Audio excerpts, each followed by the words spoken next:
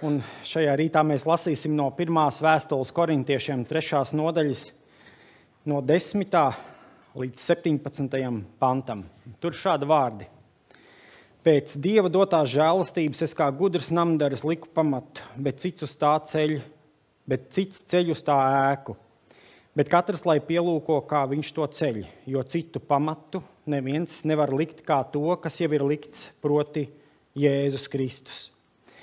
Bet ja kas ceļ uz šā pamata zeltu, sudrabu, dārgakmeņus, koku, sienu vai salmus, katrs darbs tiks redzams, tiesas diena to atklās, jo tā parādīsies ar uguni, un kāds, kura darbs ir, to uguns pārbaudīs. Un ja kāds darbs, ko tas uzcēlis, paliks, tas dabūs algu. Jo, ja kāda darbs sadegs, tam būs jācieš, bet viņš tiks izglābts, bet tā kā caur uguni. Vai jūs nezināt, ka jūs esat Dieva nams un ka Dieva gars jūsos mājo? Ja kas Dieva namu samaitā, to Dievs samaitās, jo Dieva nams ir svēts, tas jūs esat. Āmen. Kungs, Jēzus, paldies Tev par šo skaisto dienu, ka Tu esi Dievs Tēvs. Paldies Tev, ka mēs varam būt Tavā namā, Tēvs, un varam Tev pielūgt un Tev slavēt, Tēvs. Paldies Tev par to, Tēvs. Un Tēvs, uzveic par Aivi, Tēvs, ka viņš sludinās Tavu vārdu, Tēvs. Es kopā ar viņu, Tēvs, un dod Tavu vārdu, kas viņam jārunā uz mums sirdīm, Tēvs. Lai mēs saprotam, reizēm ar pilnām sirdīm mājās, Tēvs, un varam tiešām būt visu nedēļu garumā, varam izdzīvot to visu, Tēvs. Lūdzu, Jēzus Kristus vārdā. Āmen. Āmen. Āmen. Paldies. Paldies.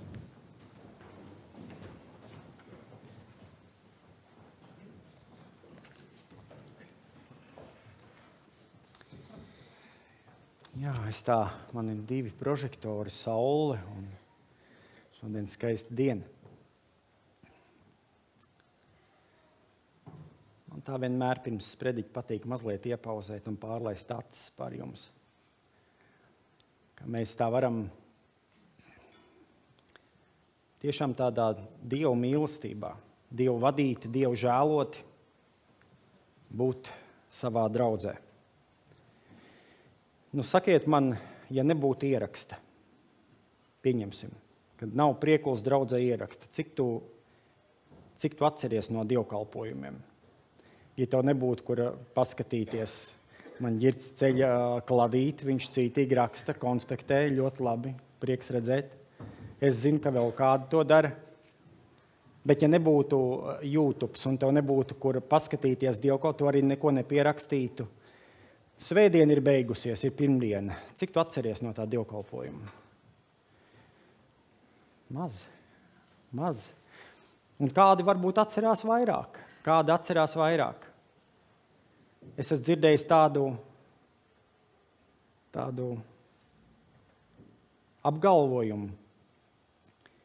Es paskatos, kāda ir svētrunas tēma afišā. Un ja mani neuzrunā, es nenāku uz dievkalpojumu. Es domāju, Raivi domā, ko tu tur raksti, vai ne? Ja būs kāda tēma, kas tev nepatiks, tu nebūs dievkalpojumā. Bet man ļoti patīk, kā māsiņa lūdzot Dievu teica, lai Dieva gars jau sagatavo mūsu sirdi. Man viss nedēļas garumā ir jāgatavojās 2 dievkalpojumiem. Un ne tikai tāpēc, ka es esmu tas, kurš vada un sludina vārdu, bet ticiet man vai nē, es esmu viens no tiem cilvēkiem, kas arī ļoti ilgojās svētdienā no sava Dieva saņemt. Garīgi. Ja es no Dieva nesaņemtu svētdienas dievkalpojumos, jo man kā mācītājam ne tikai tas nedēļas aprūpe cilvēkiem un citas lietas, bet arī tā svētdiena, ja es būtu tas, kurš svētdien paliek bešā. Un ja jūs būtu vieni tie, kur aiziet piepildīt, es ceru, ka jūs aiziet piepildīt. Es ceru, ka jūs neesat tie, kuri, nē, uz šo es nenākšu. Nē, tā tēma būs par smagu. Es mīļēju izdegtu. Es tiešām būtu pēc kāda laika sauss kā siena kūlītis, un man nebūtu spēka ne gatavoties, ne jums sludināt vārdu. Tāpēc tad, kad es gatavojos un sludinu vārdu, es tiešām to ar tā izdzīvoju, kad Nāc Kristu un arī mani sagatavo. Nāc sagatavo manu sirdi, ka man pašam runājot uz saviem cilvēkiem, kad es pats varu būt stiprināts tajā, jo es ticu, ka Dieva gars arī man sludina, ka Dieva gars caur savu kalpu muti sludina savai draudzei, un arī Dieva kalpi ir tie visās Latvijas draudzēs, kur viņi paši ir stiprināti no Dieva gara.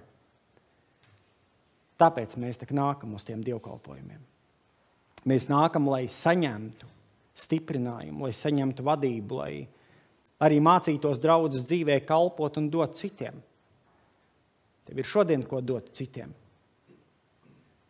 Ja tu tā mazliet pāanalizē savu garīgo dzīvi, savu garīgo stāvokli, izmēri vidējo temperatūru sevī, ja. Tur ir 36,5. Tu varbūt teiksi, man ir 38 katru dienu. Es varu dot citiem es varu dot to, ar ko Kristus man piepilda. Bet tas, mīļie, ko es ar to gribu teikt ar šo ievadu, ka tas lielā mērā ir atkarīgs no tevis. Ja tu esi viens, kas izšķir vai nākt uz dievkalpojumu, tāpēc, ka būs attiecīgs mācītājs vai attiecīgs svētrunas tēma, tas ir gaužām bēdīgs iemesls, kāpēc nākt uz draudzi. Jo Dievs visādi var lietot. Visādi var lietot dievkalpojumu, cilvēks dievkalpojumā, kad tu ar to degvielas kanniņu, ko tev Dievs iedod, es ticu, ka viņš tiešām mums pie izejas durvīm sagaida ar tādu degvielas kanniņu, garīgo degvielas kanniņu. Ņem tas tev nedēļai. Slikt, ka viņi beidzās trešdienā. Slikt, ka viņi beidzās otrdienā. Tas nav atkarīgs no Dieva. Dievs nav tā, ka nē, šodien tev es iedošu vairāk un tev es iedošu mazliet mazāk. Nē, pāri plūstošu mēru. Ziniet, kāds ir pāri plūstošs mērs? Paņem krūzi, tukšu krūzi zem atvērta krāna ūdeni un neaiztais ūdens krānu ciet. Pāri plūstošs mērs, ūdens gāžās pāri. Tā Dievs tev grib dot šodien. Man grib dot šodien. Pāri plūstošs mēri.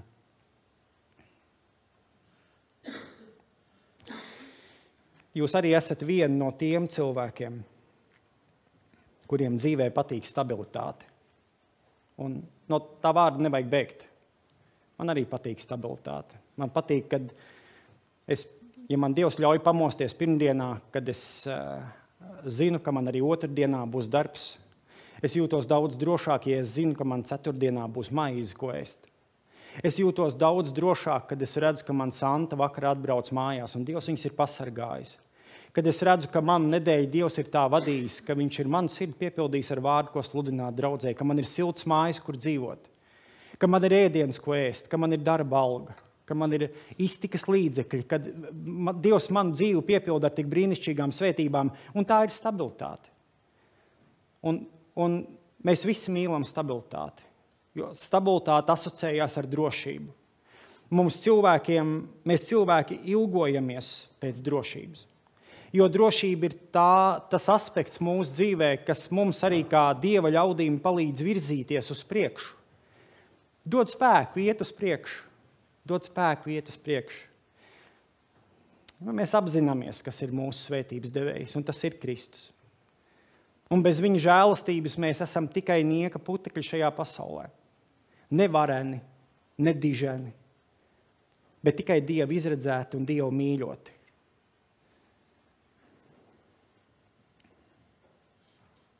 Un stabilitātei un drošībai un viss, kas tavu dzīvi piepilda šobrīd, tam ir zināma un vajadzīga vieta mūsu dzīvē. Tikai no kā ir jāizvairās no piereduma. Es domāju, ka pieredums pie šīs dzīves ir mūsu lielākā problēma, arī mana. Es arī pierodu. Un tad, kad es sāku pierast, ziniet, kas ar mani notiek? Tad, kad es sāku pierast, es sāku palikt nepateicīgs. Tas, ko es sāku uzskatīt par pieradumu, tur jau iezogas nepateicība. Un no tā pieraduma būtu jāvairās. Un jāmācās pateikties Kristum par drošību, ko tu un es varam piedzīvot tikai tāpēc, ka tavā dzīvē ir viņš. Tas nebūtu nav pašsaprotami. Mazliet no citas perspektīvas. Pāvila vēstule Tesaloniķiešiem, 1. vēstule. 5. nodaļas 1. un 2. pants tā atgādina no vienas puses atgādina lietu, pēc kā man kā kristietim būtu jāilgojas. Bet tāpat laikā atgādina, ka man šīs zemes drošība ir tik ļoti nestabila. Bet par laiku un stundu, brāļi, man jums nav jāraksta. Jo jūs paši labi zināt, ka tā kunga diena nāk kā zaglis naktī. Viņa nāk kā zaglis naktī. Un tas nozīmē, ka visus, ko es dzīvē būšu, tas pamats, uz ko es dzīvē būšu licis savu drošību un stabilitāti, no tā būs arī atkarīga mana tālākā dzīve, manas tālākās dienas. Jo redziet, mācīties mīlēt dzīvi, kuru Dievs ir devis kā dāvanu, un tāpat laikā neiemīlēt šo dzīvi vairāk par Kristu, ir ļoti liels izaicinājums mums visiem, arī man. Un ja jūs šodien šeit pieceltos dievkalpojumā kājās un sacītu, Raivi, es no sirds mīlu savu dzīvi, es tev piebiedrotos. Es arī mīlu dzīvi. Man liekas, mums Kristus ir fantastisku dzīvi, mīļie Dievs, par ko mēs dažkārt dzīvē tik ļoti sūkstāmies. Tik ļoti pārdzīvojam kaut kādas lietas, un ja tur ir nepateicība, tur ir zūdīšanās, tur ir kurnēšana, bet patiesībā tik skaistu dzīvi. Ka mēs tik spējam to baudīt un pateikties par to žēlastību. Tomēr šodien mēs esam un rīt mēs varam nebūt. Un tā ir realitāte, kura no vienas puses, es uz to skatās tādām duālām sajūtām. No vienas puses es to pieņemu kā kristietis. Kādu dienu es nezinu. Es nezinu ne datumu, ne laiku, ne stundu, kurā brīdī mans kungs mani sauks mājās. Bet tāpat laikā es ļoti gribu cerēt, ka rītdien būs tā diena, ko man Dievs vēl iedos. Un es gaidu rītdienu. Es nevaru pateikt, nē, es esmu tik ļoti garīgs un ticīgs cilvēks, kad es vai rītdien ir vai nav, tas man maz svarīgi. Nē, man nav maz svarīgi. Galu galā man ir plāni dzīvē. Jums ir plāni? Ir. Un ir jābūt plāniem. Nevajag bezmērķīgi noloderēt to dzīvi, un tad kā nu ir, tā nu ir. Nē, tam ar Kristus viņu nav paredzējis. Bet tā kunga diena nāk kā zaglis naktī. Un ja mēs esam mīlējuši dzīvi vairāk par Kristu, tad mēs piedzīvosim ļoti sāpīgu šķiršanos. Jo ir pastāvējusi pavisam nedroša saikne starp tevi un Kristu. Nedroša saikne. Un nedrošā saikne ir šī pasaule. Pasaule, kur Bībele māca nepieķerties pasaulē. Nemīlēt pasauli, bet vairāk mīlēt Dievu. Tas nav vienkārši. Es jums šajā rītā nesludinu vienkārši lietas, ar ko man, kā piemēram, tagad ir ļoti viegli tikt galā. Skatieties tikai uz mani. Nē. Tas ir ļoti liels izaicinājums, kas prasa dievišķu klātbūtni mūsu katra dzīvē. 1. Jāņa 2.15. Nemīliet pasauli, nec to, kas ir pasaulē. Ja kāds mīl pasauli, tad viņā nav tēva mīlestības. Jo viss, kas ir pasaulē, miesas kārība, acu kārība un dzīves lepnība, tas nav no tēva, bet ir no pasaules. Un tāpat laikā dzīve ir svētība no Dieva, kurā velns ir izlicis savus lamatus. Tādas kājnieku mīnas. Un viņš ir tik mērķiecīgi viņas izlicis, kur viņš domā, viņš katru rītu domā, Raivi, kaut uzkāpt un uzsprāgtu. Tur viena mīna. Un pa pasauli viņš tā viņas ir izskaisījis. Jo šo mums arī nepatīk dzirdēt, arī man nē. Bet velns tevi no sirds ienīst. Kā Dieva bērni, tikai tāpēc, ka tu lasi Bībeli, ka tu tici uz Jēzu, ka tu šajā rītā esi izvēlējies būt savā draudzē. Velnam tas nepatīk. Absolūti nē. Un tā nu viņš ir izkrāmējis savus lamatus pa visu pasauli, lai apzināti iznīcinātu kristiešu, ikvienu, kas tic uz Jēzu Kristu. Un ir jāatzīst, ka viena daļa ļaudis tajās lamatās iekrīt. Par ko arī sludina Bībele. Bībele saka, ka notiks pievilkšana pasaulē. Ja iespējams, tiks pievilti arī izredzētie. Es jautāju vīru mazajā grupā, es gribu pajautāt jums, un es gaidu atbildi. Jūs esat svētie? Jūs jūtaties kā svētie? Es zinu, ka bail ir atbildēt, bet es gribu, ka tu līdz dievkalpojuma beigām vari pateikt, jā, es esmu svētais. Neiedomājam, ne? Dievs man tik ļoti labi pazīst, Dievs redz, ar ko es dzīvē cīnos, kā man daudzas lietas nesanāk, kā es klūpu un krītu. Bet tomēr Dieva tauta ir svēta tauta. Vai tu esi svētais? Ejot ārā no dievkalpojuma, ka tu sev to vari, ņemot vērā visu tavu dzīves fonu, izaicinājumus, kārdinājumus, krišanas un celšanās, ka tu vari pateikt, es esmu Kristus svētais, bet tikai tāpēc, ka viņš man ir izredzējis. Mani, starp miljoniem cilvēkiem, kuri nevar savu dzīvi vadot Kristum, un viņi tā kā lielu dzīves daļu pat pavada ar tādu cīņu pret Dievu, pret draudzi, pret Bībeli, pret baznīcu. Tur ir kaut kāda aizsprieduma, tad ir bijuši krustnešu kari, tad baznīca pa tuvu kapiem, tad tur ir saldsērīgas dziesmas, kādas nav tikai atrunas, es neesmu dzirdējis, un viņi nevar savu dzīvi uzticēt Kristum, un tu šajā rītā šeit sēdi. Tu šajā rītā piecēlies, un es ceru, ka tu piecēlies ar ticību, ka joprojām Kristus ir tavs kungs.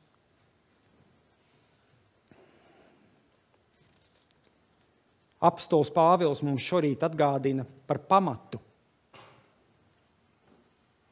Par pamatu. Un kas ar to tiek domāts? Jo citu pamatu neviens nevar likt kā to, kas jau ir likts, proti Jēzus Kristus. Un Jāņa evaņģēlijas 14:6 saka šādi, Jēzus viņam saka, ka es esmu ceļš, patiesība un dzīvība. Neviens netiek pie tēva kā viens caur mani. Neviens nevar tikt pie Dieva kā viens caur Jēzu Kristu. Un draudzes pamats, proti tavs pamats ticības dzīvē ir kungs Kristus. Mēs nevaram nokļūt pie tēva kā viens caur dēlu. Tas nav iespējams. Un tad, kad tu tajos brīžos, kad tu gribi sludināt Kristu, tad, kamēr tu stāstīsi cilvēkiem par Dievu, nevienam ar to nav problēmas. Līdz ko tu pieminēsi Jēzu Kristu, tad sākās problēmas. Un vai šodien draudzes pamats un tavs pamats garīgajā dzīvē ir Kristus? Es to šajā brīdī uzdodu kā retorisku jautājumu, ko mēs laiku pa laikam varam pārcelāt, pārdomāt savās dzīvēs, arī nākot uz dievkalpojumu, arī redzot svētrunas tēmu svētdienai. Tad, kad gribās bēgt, varbūt nevis nākt. Tad, kad liekas kaut kas kaitina, kaut kas dzīvē neiet. Tur varbūt arī draudzē kaut kādas lietas nenotiek. Bet tomēr, kad tu esi šeit, izvērtējot, kas ir tavs pamats, kāpēc tu vispār nāc? Korintas draudze. Korintas draudze bija būvējusi sev citus pamatus. Turīga draudze. Pašpietiekama draudze, kurā bija piepildīta ar pasaules grēku. Un es domāju, kāpēc Pāvils nevarēja vienu citu draudzi ielikt Korintas vietā, jo nebija. Vienkārši nebija.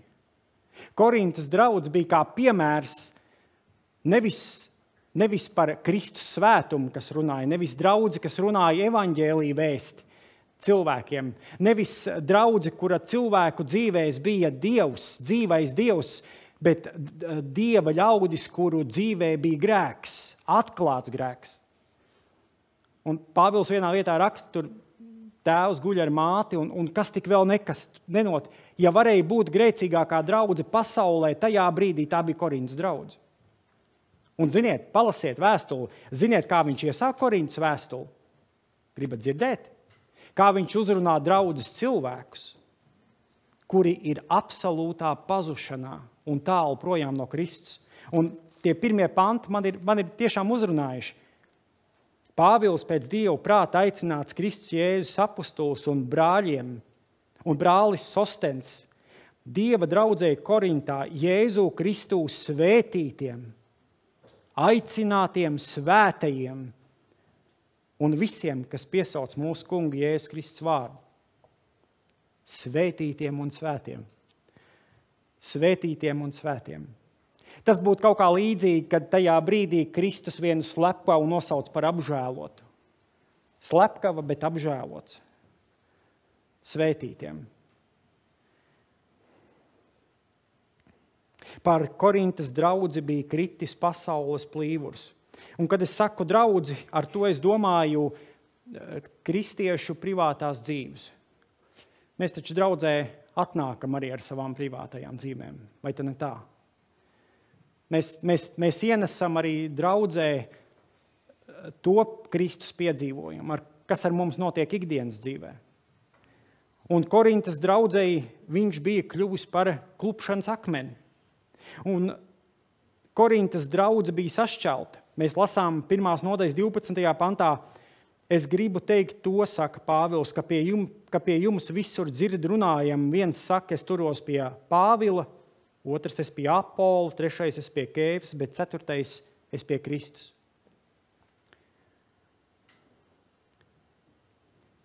Mēs jau redzam, kad arī šodien pasaulē šķeļoties draudzei, cilvēki aiziet līdzi cilvēkiem. Grūti skatīties. Grūti klausīties, kad draudzes cilvēki saka, mācītāji, ja tu aizies no mūsu draudzes, mēs tev obligāti iesim līdzi.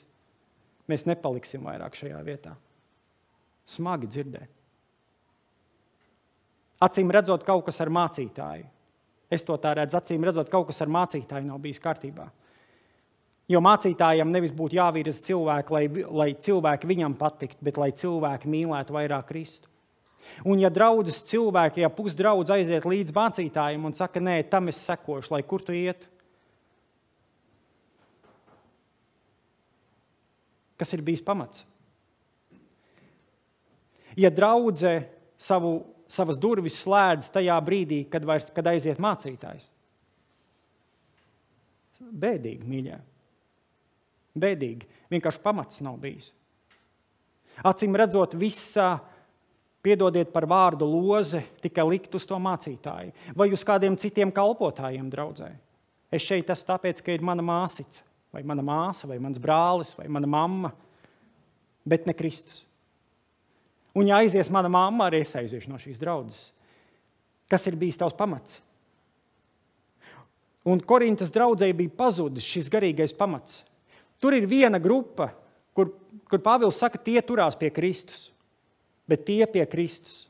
Bet 3 grupas ir sašķelti cilvēki. Viens pie Kēfa, otrs pie Apola.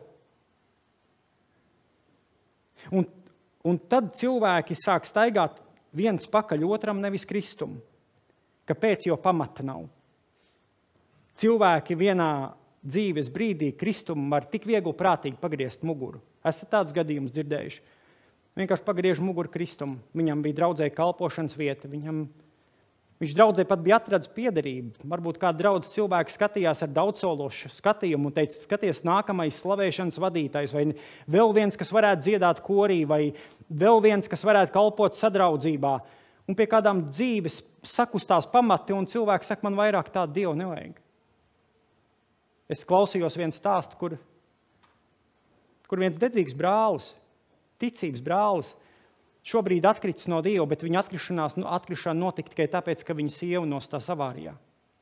Viņš tādu rūgtumu sev ielaida sirdī, viņš teica, Dievs, kā tu varēji man atņemt manu mīļoto cilvēku?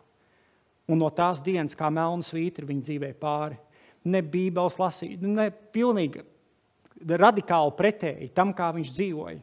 Jo viņam šķit, ka Dievs viņam tādu pārestību nodara, jo viņam dzīves biedru atņēma.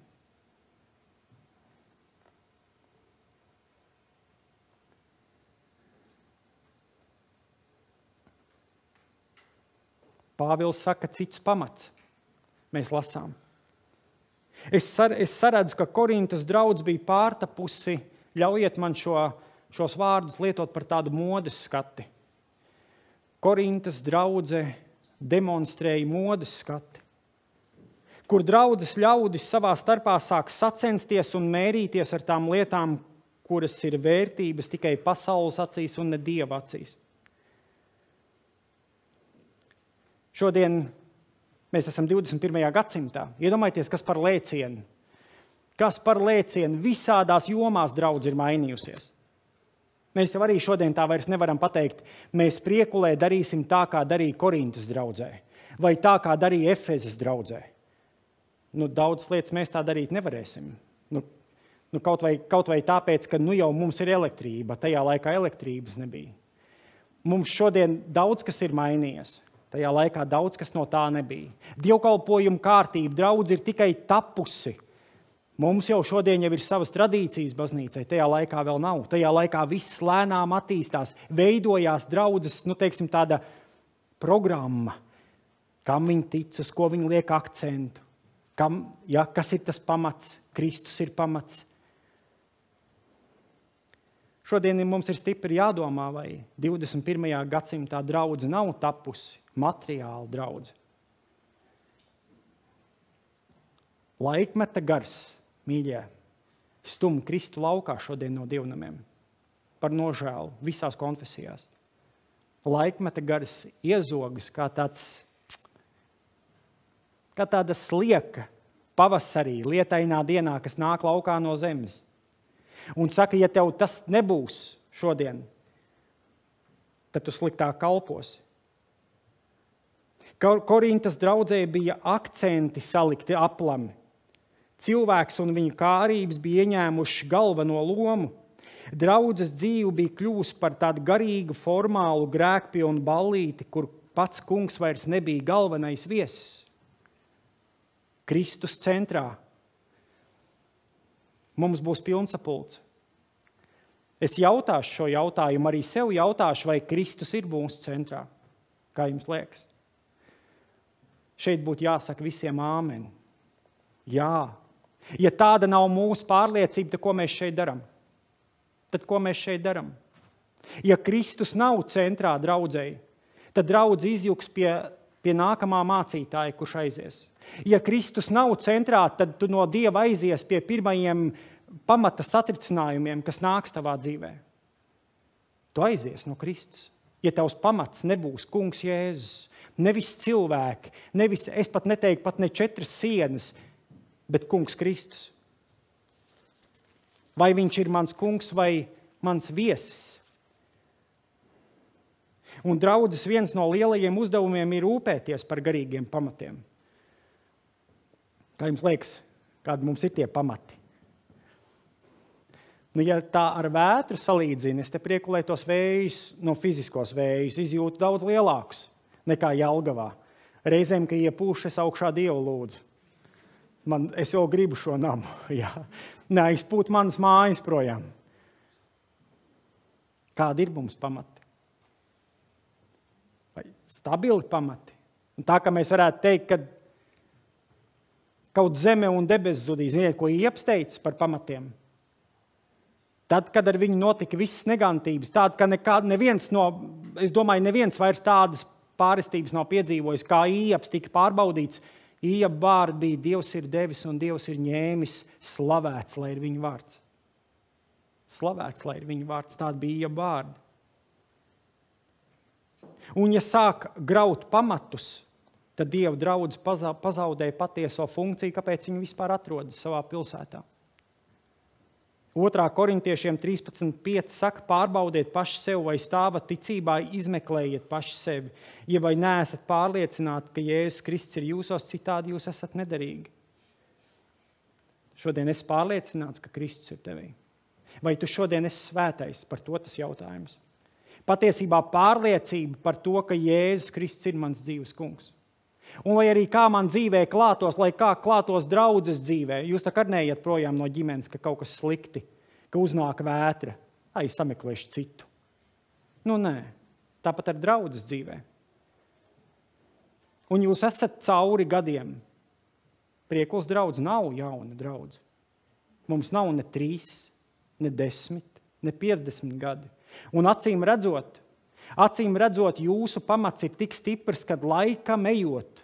Jūs pat, mīļie, esat dabūjuši draudzes namu pēc kara uzcelt no nulles. Tad, kad varbūt citi cēla mājas, lai būtu atkal, kur dzīvot, jūs cēlāt draudzes, tas liecina par kārtīgi ieliktiem pamatiem. Kad draudze ejot vētrām ir varējusi būt atkal kopā. un nākt uz dievkalpojumiem. Ne tāpēc, ka mācītāji mainās, ne tāpēc, ka labāka vai sliktāka dziesma, labāks, sliktāks sprediķis, lai kas arī būtu iemesls, bet tāpēc, ka jūs Kristu esat nākuši šeit meklēt un jūs viņu esat atraduši.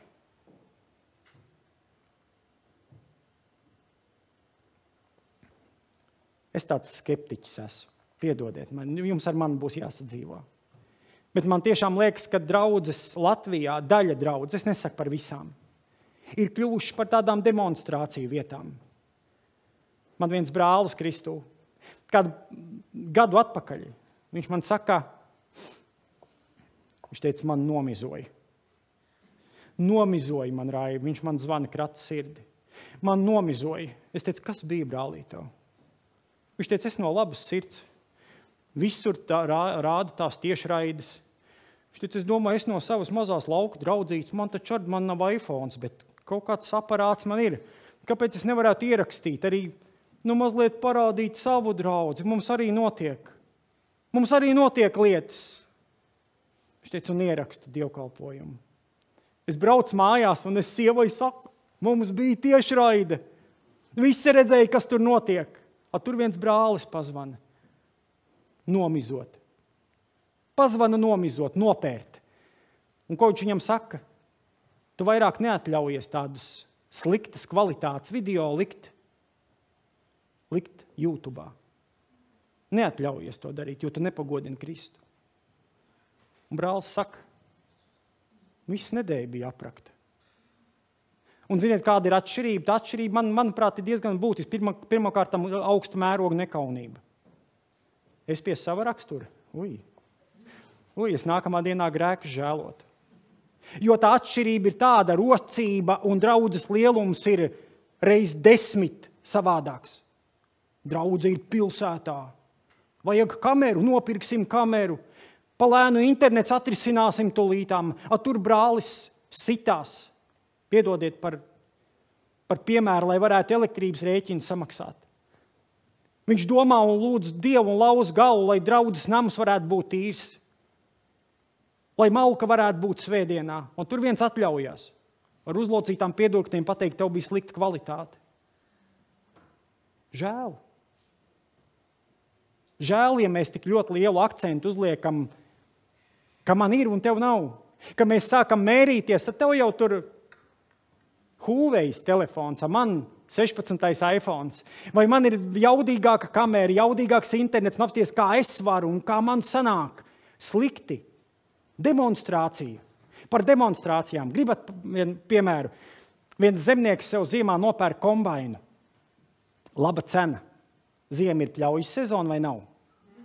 Nav. Es to prasu lauku cilvēkiem, viņi labāk par mani zina. Nav. Nopērk kombainu. Ar visu hēderi. Ziniet, kas ir hēderis, tas lielais rullis, kas nulīti. Zemnieks gaida mājās 1 nedēļu, 2. nedēļā piegāde. Kā nobrauc no treilera nost, ko dara zemnieks? Pirmais paņem iedzen savu mašīnu garažā un aizslēdz durvis. Sievai tā liekas, dīvaini vietas, jau it kā pietiek. Nebija kombains, tā vieglā mašīna jādzen garažā. Ko dara zemnieks? Zemnieks vieglo mašīnu garažā un turpmāk ikdienā sāk braukt ar kombainu. Pa savu ciemu, uz veikalu, pie draugiem, māju. Sieva tā pie sevis domā, dīvaini, vajadzētu pajautāt, vai kaut kas nav, bet bail jautāt. Lai vīrs papriecājās. Domā, papriecāsies 3 nedēļas norims. Zini, ka pie dāvanām pierod. Pie lielām mantiņām arī puikas pierod. Nē. Vīrs turpina rullēt ar kombainu. Ciema ļaudis. Zini, ka Latvija maza. Ne? Ciemi ir vēl mazāki. Ciema ļaudis domā, kāds tam zemniekam iet klāt un prasīt, vai sasalas te kaut kas. Pieeši pie tās sievas pajautāšu. Klausies, kas ar tavu vīru? Kāpēc viņš ar kombainu braukā? Kur tā Honda palika? Jums nav dārgi? Zini, ko sieva atbildi? Sieva tā pasmaida un saka, nē, viss jau kārtībā. Viņš tikai jums parāda, ka jums nav jauna kombaina, viņam ir. Jums nav jauna kombaina, bet viņam viņš ir. Un viņš var atļauties braukt. Tas nekas, ka nav ražas sezona, ir ziema. Vēl pāris mēneši jāpagaida, ka būs pļauja. Tas nekas. Viņš turpina braukt ar jaunu kombainu. Un ziniet, kāda man ir sajūta, ka Korintas draudze klājās līdzīgi Korintas draudzē.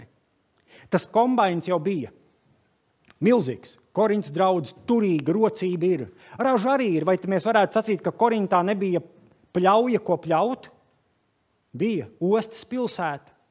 Arī tur bija daudz cilvēku, kuri Kristu nepazina. Un varbūt bija kādi no viņiem, kuriem bija atvērta sirds. Lai tikai tas kombains iet kā draudze, lai iet pļaujā un pļauj. Bet ziniet, ko darīja kombains? Viņš demonstrēja savu pašpietiekamību un savu turību, bet ne Kristu. Citiem vārdiem sakot, Korintas draudzei bija slikta prezentācija. Slikta prezentācija, kad draudze nepildīja funkciju, kāda viņai bija jāpilda. Kā šodien klājas taviem ticības pamatiem? Uz kādiem pamatiem šodien tu atrodies? Pāvils min, mēs lasījām, tur ir zelts, sudrabs, dārgakmeņi, koks, siens vai salmi. 5 pozīcijas. Dažādi būvmateriāli, dažāda vērtība, tik dažāda ugunsdrošība. Bet tiks pārbaudīta tiesas dienā ar uguni. Arī tas zelts, arī tas sudrabs, arī tas dārgakmens. Visas šīs 5 pozīcijas tiks pārbaudītas tiesas dienā ar uguni. Ja darbs pārbaudi neizturēs, nama cēlāji Dievu priekšā paliks apkaunoti. Varētu arī sacīt, ja es nezinu, kas ir mans garīgais pamats, es nezinu, kas ir manas dzīves kungs. Un ļaudis, kuri ir pazaudējuši šo garīgo pamatu, bieži vairs nespēja arī atrast savas garīgās mājas. Nereti viņi seko cilvēkiem, bet ne Kristumu. Un, kad uznāk dzīves vētras, viņi pat uzdrošinās atstāt savu dzīvo Dievu. Pamata nav. Un iespējams, ka tas pamats īsti nekad arī dzīvē nav bijis. Viņi ir kristīti, viņi ir slacināti, viņi ir izgājuši garīgus seminārus, bet nekad nav piedzīvojuši tādu patiesu jaunpiedzimšanu. Pamats tā īsti nekad nav bijis. Un 3. nodaļas 16. pants mums Pāvils atgādina, vai jūs nezināt, ka jūs esat Dieva namus un ka Dieva gars jūsos mājo. Ja kas Dieva namu samaitā, to Dievs samaitās. Jo Dievs ir svēts, tas jūs esat. Un es šo jautājumu patiesībā redzu kā retorisku jautājumu. Retorisku jautājumu mums katram. Vai neziniet, ka Dieva gars mājo jūsos?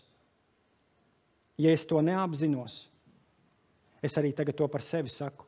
Ja es to neapzinos, tad es esmu kā sapuvis ābols auglīgā ābelē. Un paņemat vienu sapujušu ābolu un blakus noliekat labu ābolu, pēc nedēļas sāks pūt arī tas, kas bija blakām tam sapuvušajam. Tāpēc arī draudze mums ir dota kā garīga pieaugšanas vieta. Arī mums Priekulē, kur mēs varam pieaugt savā kungā. Ne tikai vieta, kur pateikties, ne tikai vieta, kur mēs tiekam aicināti sacīt liecības un celt draudzes ticībā, bet vēl jau vairāk vietas savas dzīves izvērtēšanai. Un no tā nevajag baidīties. Es sacītu, ka tiem brīžiem ir mūžības vērtība. Mūžības vērtība. Šodien apzināties savu pamatu ir mūžības vērtība. Ar skatu mūžībā. Vai Kristus ir tavs pamats? Kāpēc tu nāc uz draudzi? Kāpēc tu viņam tici? Par to domāsim, par to lūksim, izvērtēsim. Lūksim Dievu. Debes Tēvs, paldies par šo brīdi, paldies par tavu mīlestību, par tavu vadību, par tavu klātesamību. Paldies, Kristu, ka tu mums atgādini par to, kas ir pamats. Pamats draudzei, pamats mūsu ticības dzīvei. Un Pestītāji, piedod, ka mēs dažkārt tik ļoti ātri aizgriežamies projām no tevis. Ka mēs esam gatavi pieķerties visam, kam citam. kad mums ticības dzīvē vairs nesāk pietikt tikai ar tevi, ka mums vajag vēl kaut ko, un ka mēs pazaudējamies pilnībā, ka mēs ļaujam sastapties ar vēlnu izliktām lamatām šajā pasaulē. Bet Tēvs, es izlūdzu mums visiem, tai skaitā arī man, ka mēs varam būt nomodā. Ne tikai vien kā draudzi, bet arī savā personīgajā dzīvē un par šo pamatu piedomāt un dzīvot tādā svētā neapmierinātībā katru dienu, pārliecināties, vai Kristus ir manī, vai Kristus ir mans pamats. Ja zeme un debes zustu, tad Kristu tu nezudīsi manā dzīvē. Pestītāji, paldies, ka tu caur savu vārdu mums to liec domāt, nevis liec dzīvot tādā sapņainā realitātē, ka nu viss ir labi, viss ir skaisti, bet ka tu atgādini pamatu un atgādini to nepazaudēt. Debes Tēvs, svētī arī mūsu turpmākā draudze, ka šis pamats mums esi tu, uz kā mēs balstam savu cerību, ticību un drošību. Jēzus tavā vārdā. Āmen.